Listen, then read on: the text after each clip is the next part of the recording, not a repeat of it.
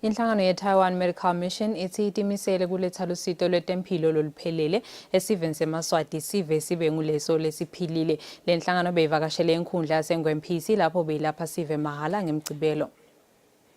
Sive ngaphansi kwenkundla yaseNgwemphisi siphume ngetinkani salibamba ngathi totimbili lithuba lekutewufunza ngetempilo nekutelwashake lonke luhlobo lwetifo mahhala ngelisuku lwangemgcibelo. I-Taiwan Medical Mission beyilethe nemithi yamahala kanjalo-ke nalokuthi idzingeke kuye ngokugula-ke kwebantu lokahlukahlukene kufaka ekhatsi kubanika timboko tekusima labo bebatidzinga. Marilyn loyi-pharmacist uthi bebatewulapha wonke muntu kusuka kulabancane kuya kulabadzala. By some special medication, such as the external use cream for muscle pain or skin rash. We also have eye drops for eye infections and allergy. And also for kids who cannot swallow tablets, we provide medicine syrup. So that's easier for them to use.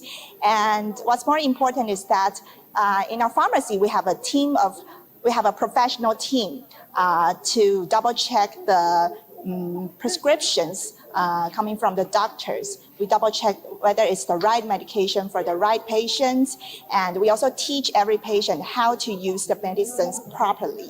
Bafundzileke nangekudla lokahlukahlukene lokuphekwe kusebenziswa lokahlukahlukene kwesintu.